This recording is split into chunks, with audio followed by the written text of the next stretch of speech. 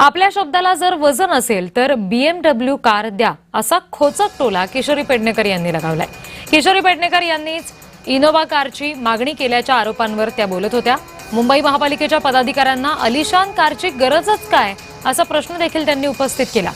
Scorpio car ही आरामदायी आहे, मग इनोव्हा कार कशासाठी, असंही किशोरी पेडणेकरांनी म्हटलं.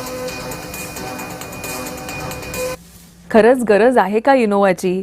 आणि अशा पद्धतीनं अमुकच कंपनीच्या आम्हाला गाड्या हव्यात असा अट्टहास का बरं? जे आरोप उगाचच केले की ताईंनीच सांगितलं. हा, माझा पुढचा प्रश्न तो आहे की ही शेवटी तुमच्या समोरच झालं, तुम्ही मान्य केलं, खरंच तुम्ही मान्य केलेलं का? काय माझं झालं? म्हणणं आहे, जर माझ्या शब्दाला इतकं छान मान्यता आहे तर मला BMW द्या. जर BMW शक्य नाही तर मला बैलगाडी द्या. मी दोन्ही मागते, एकदम आणि एकदम. देताय का?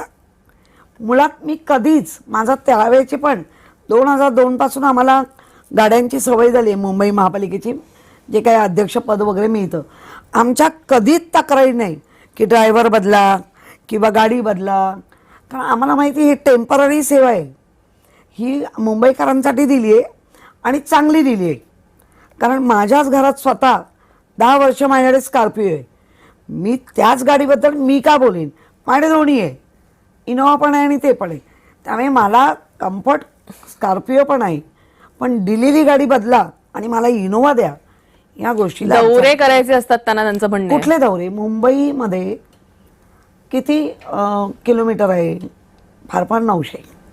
तो पण असा कट करून आपण मुंबईच्या बाहेर गाडी नेऊ शकतो का? कुठले दौरे? आणि दौरे असतील तर ते पक्षाचे असतात ना, ते दौरे पक्षाचे असतात.